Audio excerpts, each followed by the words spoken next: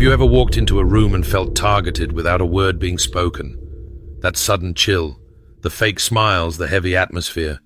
You can't see the attack, but your spirit knows. That's not just intuition, that's spiritual sensitivity. And today, child of God, I want to arm you with a weapon heaven has already signed and sealed. Psalm 64, a divine legal document for moments like this. Psalm 64 verse 1 declares, "Hear me, my God, as I voice my complaint. Protect my life from the threat of the enemy."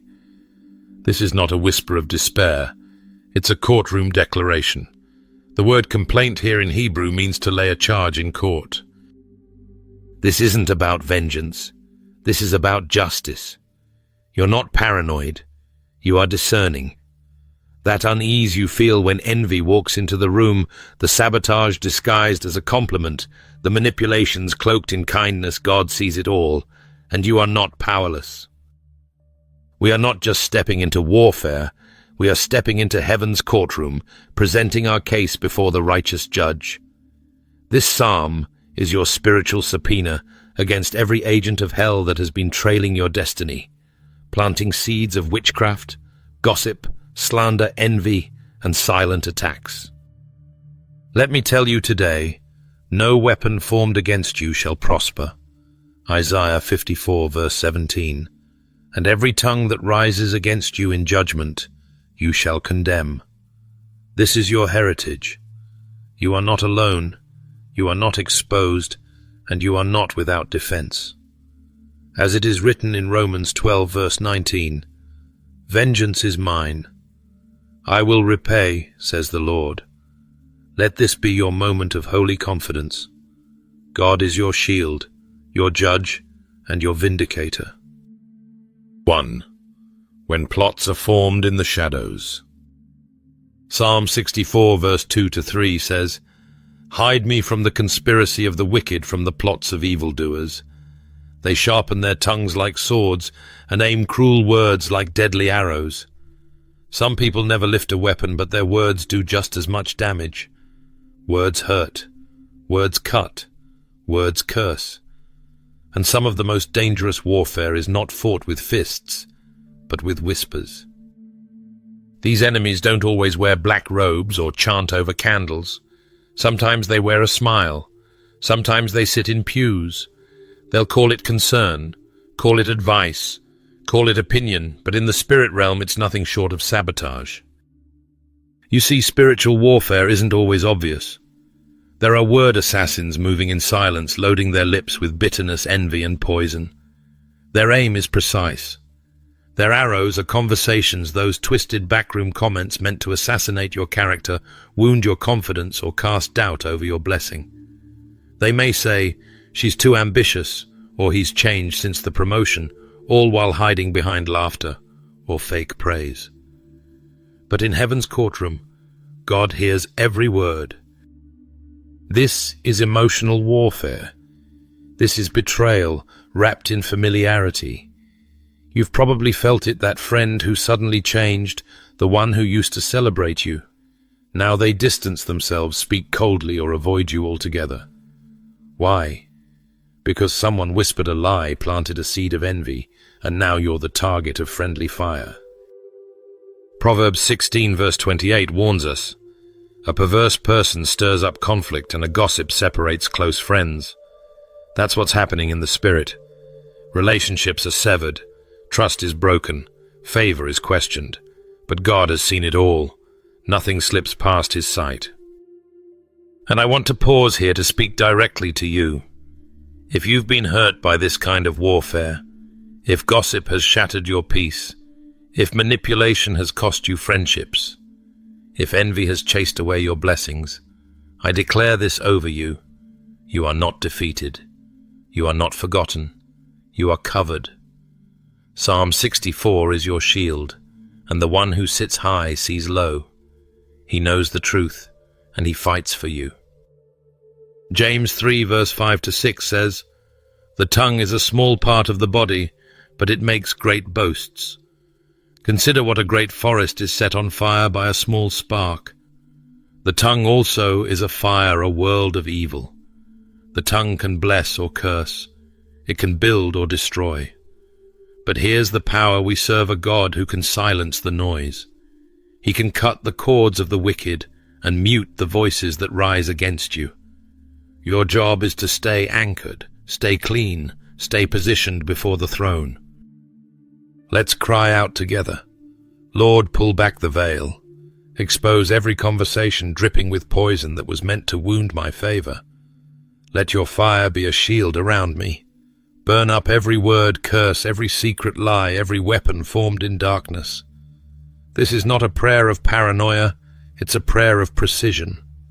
The Holy Spirit has been highlighting things for a reason. Don't second-guess what God is showing you. He reveals to redeem. He exposes to heal.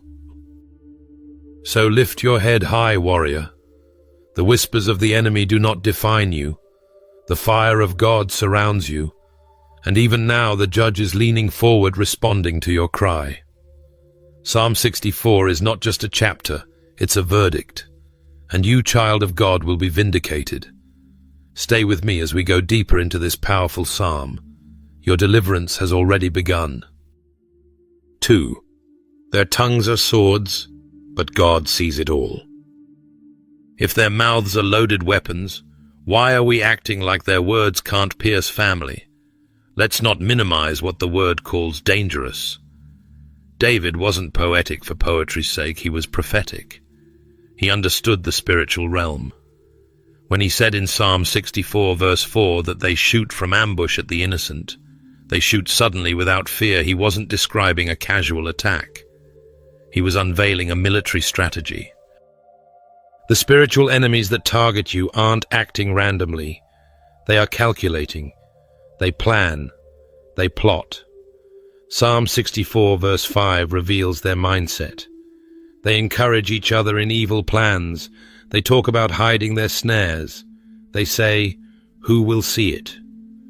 That's the spirit behind witchcraft, gossip, envy, and manipulation stealth. It's intentional. It's collective. It's bold. These are not accidental outbursts. They are demonic strategies whispered in shadows and executed in broad daylight. Let me speak plainly. The enemies of your destiny don't always look like enemies. They look like co-workers. They look like family. They look like longtime friends who behind closed doors have started meeting, venting and plotting, not always with curses but with conversations. But don't be mistaken, those conversations are charged with spiritual power. Witchcraft isn't always a spell. It can be a slanderous text. Envy isn't always declared. It can be dressed as a prayer request. And when multiple voices come into agreement against you, they form a demonic alliance. But here's the truth. We anchor ourselves in evil doesn't operate solo. It looks for company. Just like faith builds through unity, so does iniquity. They encourage each other, Scripture says. They give one another courage to attack. That's why it stings so deeply, because it often comes in numbers from people who once celebrated your victories. You feel surrounded, don't you? But let me remind you, you are not surrounded by enemies. You are surrounded by God. To the one watching this right now who feels paralyzed, maybe you've been slandered, overlooked, falsely accused or betrayed. I say to you, you are not forgotten. You are not powerless. You are not unprotected. God has already entered the war room of your enemies. He sees their plans. He hears their words. He watches their wicked confidence and lets them dig their own graves. Luke 12 verse 3 assures us, "What you have said in the dark will be heard in the daylight, and what you have whispered in the ear in the inner rooms will be proclaimed from the roofs." God is the revealer. He lets the proud boast and the wicked conspire, but only for a moment. Delay is not denial. Silence is not absence. When God waits, He is preparing something greater than retaliation. He is preparing vindication. Let this speak to your heart when slander seems to be prospering. Don't lower yourself to fight in the flesh. The courtroom of heaven is already in session. The tongues that have risen against you are being summoned by divine authority. God's word declares in 1 Peter 3 verse 10, "Whoever would love life and see good days must keep their tongue from evil and their lips from deceitful speech." That includes you. Stay pure, stay clean, stay holy. Don't allow bitterness to become your sword. Your weapon is worship. Your defense is righteousness. So I say this to you with power and compassion. Don't let the arrows of the wicked shake your faith. Their aim may be sharp, but their strength is limited. You belong to the one who sees in secret, who defends without fail, and who will repay every evil work with righteous justice. God is not asleep. He is not indifferent, and he will not let the enemy have the final word over your life. 3. But God, the divine archer, strikes back. They thought they were deep, but God aimed deeper. The enemy often believes their plan is hidden, their trap is flawless, and their timing is secure. Psalm 64 verse 6 paints the picture clearly. They plot injustice and say, "We have devised a perfect plan." Surely the human mind and heart are cunning. But hear me, beloved, they might dig deep, but our God strikes deeper. While your enemies were drawing maps in secret and rehearsing your downfall in whispered tones, heaven was silently preparing its response. You see, the God we serve doesn't react out of panic. He moves with perfect precision. Psalm 64 verse 7 declares the turning point. But God will shoot them with his arrows. They will suddenly be struck down. This is the moment where the courtroom becomes a battlefield, and the judge rises from his throne not to negotiate but to fight. Let this sink in. God has arrows too. And while the wicked fire in secret, hoping their shots go unseen, God's arrows never miss. His justice doesn't show up late. It shows up right on time with divine accuracy. I like to imagine them not as chaotic bursts of rage, but as laser-guided missiles of holy retribution. He doesn't just strike back. He strikes with purpose. You don't need to swing wildly in the dark, trying to defend your name, your destiny, or your favor. This moment in the psalm reminds us that spiritual warfare is often won not by what we do, but by where we stand. When you stay positioned in righteousness, worship, and trust, God fights for you. Let me give you some reminders from scripture testimonies of divine reversals that shout, "But God."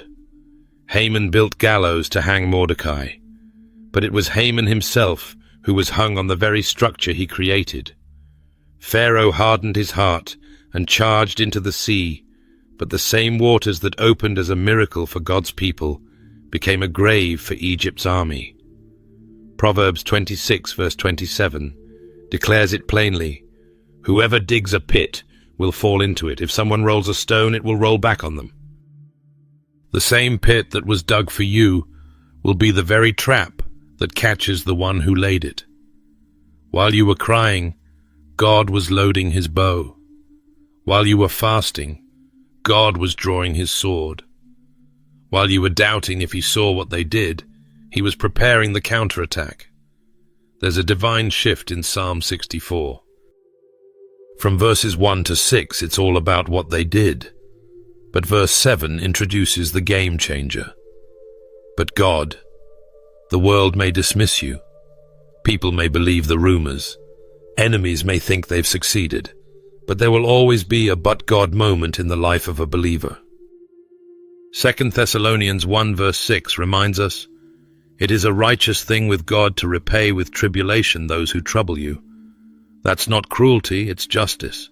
That's not vengeance, it's righteousness. God doesn't repay out of pettiness. He repays out of love for his children and hatred for wickedness. He repays not to entertain us, but to uphold his name and his covenant. So take courage. You're not fighting alone. Heaven has seen the reports, heard the whispers, read every cursed message sent behind your back. And heaven is not silent anymore.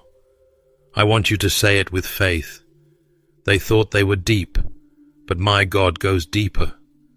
Your tears were not wasted. Your silence wasn't weakness. Your endurance wasn't foolishness. You were trusting the one who fights with fire, speaks with thunder, and aims with perfect clarity. 4. When God turns the tables. The same mouths that mocked you will soon marvel at what God did for you. I feel this in my spirit right now. God is about to flip the script. Everything they whispered in the dark, every accusation they sowed behind closed doors, every word that came against your name, it's about to backfire. Psalm 64 verse 8 declares it clearly. He will turn their own tongues against them and bring them to ruin. All who see them will shake their heads in scorn. Listen, this is not just judgment. This is vindication. This is divine reversal. This is the holy moment when the same tongues that cursed you are the ones God uses to collapse their own schemes. Their words became weapons, but now those very words become witnesses testifying against them in the courtroom of heaven. You didn't need to retaliate. You didn't need to defend yourself at every turn. Your silence wasn't a sign of surrender. It was the sound of your trust. It was your obedience saying, "Vengeance is the Lord's." And now the Lord is answering. He's not just lifting you up, he's publicly reversing the lies. This is the kind of God we serve. The God who prepares a table in the presence of your enemies, not in their absence. Psalm 23 verse 5. Why? Because he wants them to see. He wants them to witness the glory of what happens when he covers his child. God isn't just interested in your protection, he's committed to your vindication. Do you remember Joseph thrown into a pit, lied on, forgotten in prison, but God wasn't finished? When the time came, he didn't just release Joseph quietly, he raised him publicly. Pharaoh himself had to acknowledge the anointing on Joseph's life. The very land that mocked him became the land that crowned him. And you are next. What was done in secret is about to be reversed in public. That rejection, God is turning it into a promotion. That betrayal, God is flipping it into a breakthrough. That slander, he's transforming it into a platform for his glory. Psalm 37 verse 34 encourages us. Wait on the Lord and keep his way, and he shall exalt you to inherit the land. When the wicked are cut off, you shall see it. Not only will God exalt you, but he will let you see the downfall of every demonic plan crafted against you. And you won't have to lift a finger to make it happen. This isn't a flesh battle, it's a spirit victory. Someone watching this right now needs to receive this prophetic decree. You won't clap back. God will clap back through public reversal. You will walk into rooms where your name was once defamed, and the very people who once gossiped will have no choice but to acknowledge the favor on your life. Not because you shouted louder, but because God spoke louder on your behalf. Let this be etched into your spirit. God is not mocked. He sees everything. And the same tongues that rose up against you will be the ones he uses to demonstrate his justice. You're not just going to survive this season, you're going to be a billboard of what God does when he defends his own. The victory won't be hidden. It will be seen, heard, and known. Stay in alignment. Keep walking in righteousness. Refuse to engage in the mud when God is preparing a mountain for you to stand on. Your turnaround is coming, and it won't be in secret. The tables are turning, the truth is rising, and your testimony is about to shout louder than any attack ever did. 5. The righteous rejoice, because God rules. What if your survival wasn't just for you, but to awaken others? We've walked through the shadows of Psalm 64 together, from hidden plots to divine justice, from whispered attacks to the thundering response of heaven. But now in verse 9, the atmosphere shifts again. It's no longer just about your enemies falling. Now it's about others watching and waking up. Psalm 64 verse 9 says, "All people will fear. They will proclaim the works of God and ponder what he has done." In other words, Your survival becomes someone else's awakening. What God brings you through isn't meant to be buried in silence. It's meant to be shared, because when the righteous rise from warfare, it isn't just a testimony, it's an invitation. The hand of God on your life is a sign. It's a living billboard declaring, "This is what the Lord can do." Every plot that failed, every curse that broke every moment you thought would destroy you but didn't. It's all a story meant to lead others to the God who reigns over every battle. You didn't just survive for survival's sake. You survived to spark revival. Revelation 12 verse 11 gives us this truth. They overcame him by the blood of the Lamb and by the word of their testimony. Your breakthrough isn't private, it's prophetic. It speaks to someone else who's still in the shadows, still under attack, still wondering if God sees them. When you testify, you don't just share facts, you unleash faith. You don't just describe deliverance, you demonstrate God's dominion. So let me challenge you right now. Will you bury your breakthrough in silence? Or will you let it resurrect someone else's belief that God still moves, still defends, still rules? Your silence could be someone else's setback, but your story, that could be the very thing that breaks their chains. Isaiah 60 verse 1-3 calls us to rise and shine. It declares, "Arise, shine, for your light has come. Nations will come to your light, and kings to the brightness of your dawn." Your deliverance is meant to draw others in. God's justice is not a private affair. It's a public proclamation of his sovereignty. When people see what he did for you, it plants a seed in them. If God did it for them, maybe he'll do it for me. Take a moment to reflect right now. Who needs to hear the story of your survival? Who is still walking through the valley you already conquered? Who is still bound by words, envy, witchcraft, or betrayal, and needs to know that God does show up, that his arrows do strike back, and that his protection is real? God didn't just silence your enemies for your comfort. He did it to show his glory. He turned the tables not just for your vindication, but so others would proclaim his works and ponder what he has done. That pondering, that's the beginning of revival. So I say to you, don't hold back. Rejoice because God rules. Speak because your testimony carries weight. Shine because your survival is light for someone else's darkness. 6. Speak and walk as one who's already won. Now is the time to celebrate.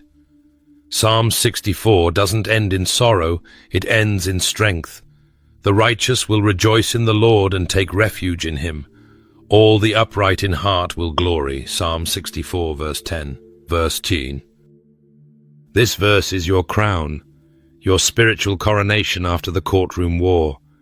It's not merely a conclusion, it's a call to rise up in joy, a call to walk and speak as one who knows the outcome, a call to publicly rejoice in the God who fights your battles and defends your name. Beloved, if the righteous will rejoice, then we don't delay it, we declare it. We don't second-guess it, we step into it. Let me remind you, joy after battle is not optional. It's prophetic protocol. It's heaven's way of stamping your deliverance with divine approval. Joy is not weakness, it is warfare. The enemy hates a rejoicing heart because it signals that you're still standing still, singing, still trusting. Romans 8 verse 37 says, "In all these things we are more than conquerors through him who loved us." That's not future tense. That's right now. Yes, you may still carry the scars, but rejoice anyway. Scars are proof of survival, not shame.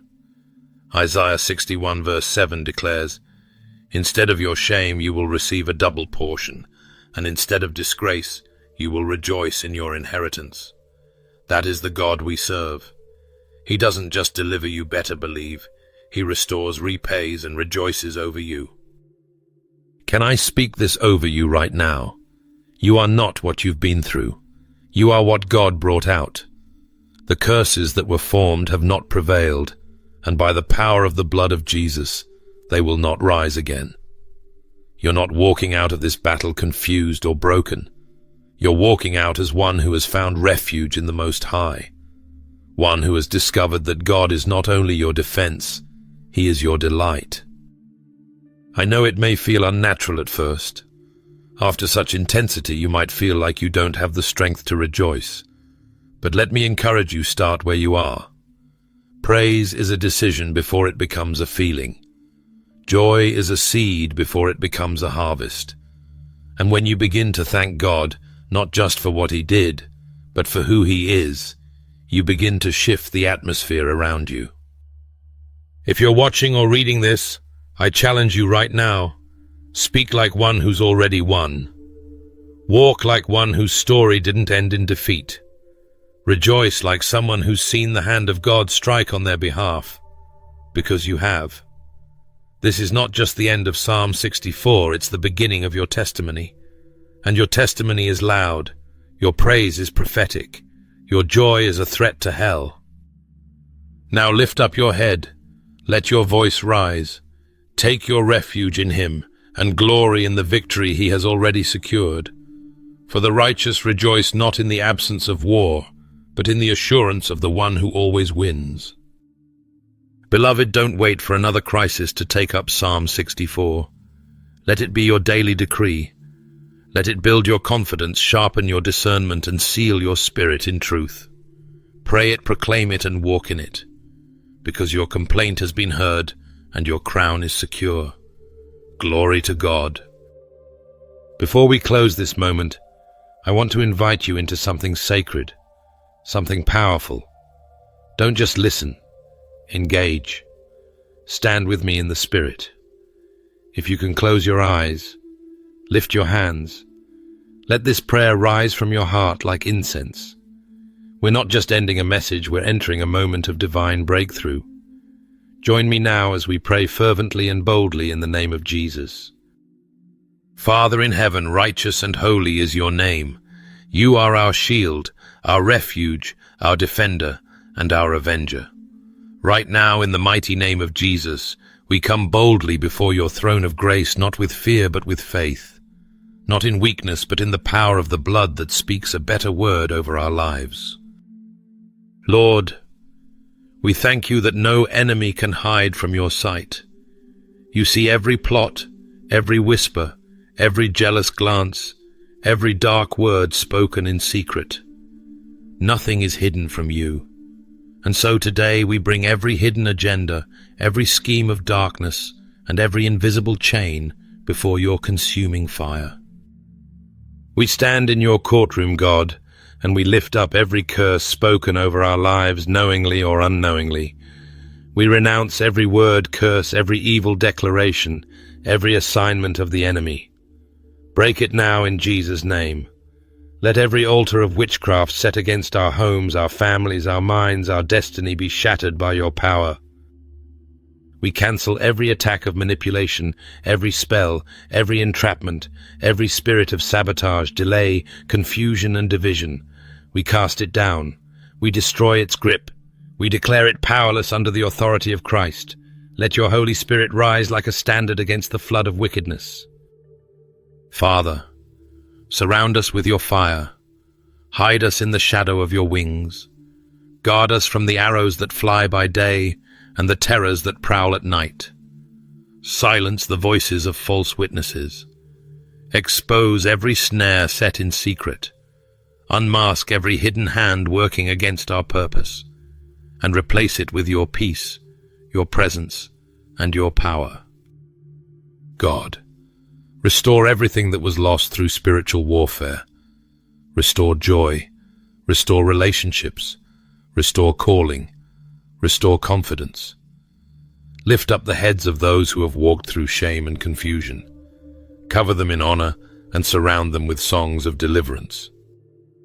Father, we pray for hearts that forgive, minds that discern, and spirits that rejoice even in battle. Teach us to walk boldly, to speak wisely, and to trust deeply. May our lives reflect your justice and declare your goodness. And now, Lord, we ask not only for protection, but for advancement. Let your favor go before us like a banner. Let doors open that no man can shut. Let promotion, healing, clarity, and divine alignment be released. May we move forward not just safely, but powerfully, confidently, and joyfully. We seal this prayer in the name of Jesus, the name above every name. And we declare no weapon formed shall prosper, and every tongue that rises shall fall. We are covered. We are chosen. We are victorious. In Jesus' name we pray, Amen. If this message has stirred your spirit, awakened your discernment, or equipped you for spiritual battle, I warmly invite you to like this video, subscribe to the channel, and share it with someone who may be silently fighting battles of envy, witchcraft, or hidden attacks. Thank you for being part of this faith-filled community. May God continue to cover you, fight for you, and crown you with victory.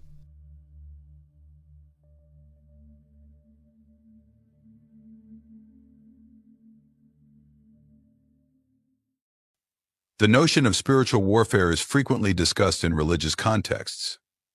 Many have a superficial idea of its meaning but lack a full understanding. This can lead to a lack of recognition of the numerous spiritual battles faced throughout life. The malicious intent is clear: to block the human path to knowledge and faith in God.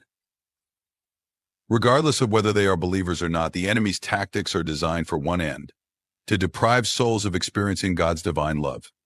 C.S.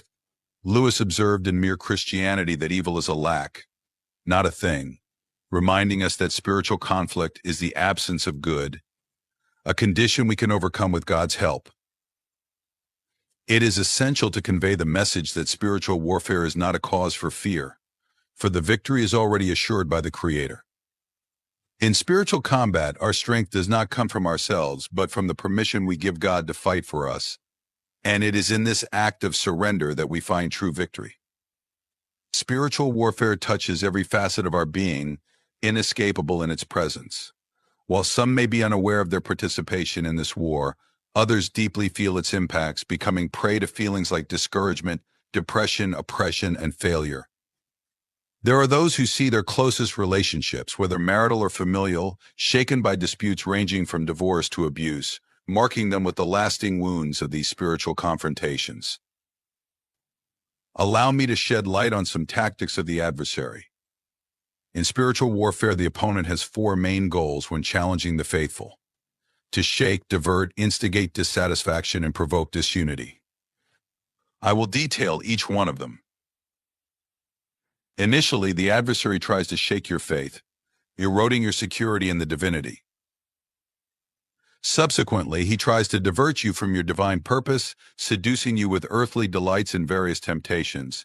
He also strives to instigate dissatisfaction with your material existence. And finally, the adversary aspires to provoke disunity between you and your brothers in faith, intending to fragment the harmony of the gospel. So how can you triumph in this combat? C.S. Lewis, in the Screw Tape Letters, highlights that there are two equal and opposite errors into which our race can fall about the devils. One is to disbelieve in their existence. The other is to believe and to feel an excessive and unhealthy interest in them. Christ often sought refuge in solitary places to devote himself to prayer. It is of utmost importance to establish regular moments for solitude with God, ideally free from interruptions. Christ endeavored to concentrate entirely on the Father and share moments with him. If Christ himself, being divine, felt the need to isolate himself from the tumult and company to be with God, how much more should his disciples follow his example? Prayer is a formidable tool in spiritual combat. By praying, we entrust our conflicts to God, requesting his action on our behalf. As described in 2 Corinthians 10:3-6, although we inhabit earthly bodies, our battle is not limited to the physical plane. The tools employed in spiritual warfare are not tangible, but potent through God to demolish strongholds, annul reasoning, and overthrow any pride that challenges the knowledge of God. It is our duty to subjugate every thought to the obedience of Christ, ready to reprimand any rebellion. When we submit, as indicated by the verse, we take every thought captive to the obedience of Christ. C.S. Lewis, in letters to Malcolm chiefly on prayer, emphasizes prayer doesn't change God, it changes you. This implies that all thoughts must be aligned with Christ's sovereignty. For the devout, the mind is the true battlefield of spiritual warfare. It is imperative to maintain constant vigilance over our thoughts. It is vital not to give room for evil.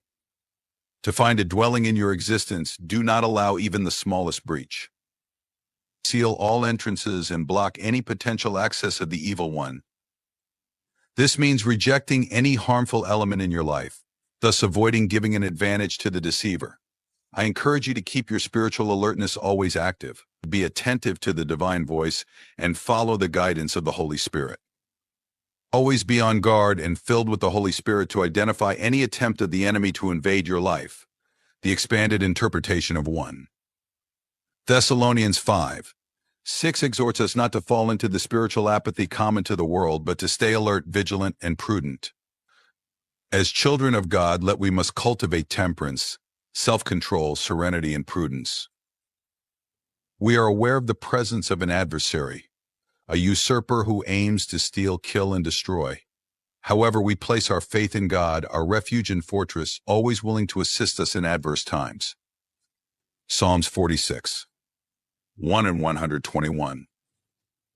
1-2 corroborate this truth, assuring that our help comes from the Lord, the maker of heaven and earth. Thus, the scriptures provide us with abundant reasons not to fear the usurper. Even if his sole intention is to devastate by calling on the name of Jesus, we find security, for with God by our side, he will guard us with faithfulness. He will defend us from all adversities and keep our spirit intact wherever we are. God remains faithful regardless of the promises made to us. I believe it is vital to always be ready for the advent of this forewarned evildoer. This is why the Holy Scriptures constantly urge us to maintain sobriety, vigilance, and attention. What should we do then when we are warned of the imminence of an evildoer, when we are aware of a nefarious purpose to invade our home, to steal, kill, and destroy? We must therefore tidy up our home. As children of the Most High, we must stay alert, for the antagonist has his clear objectives. He desires to steal our happiness, our faithfulness to the Lord. He longs to divert our focus to the earthly, distancing us from communion with God.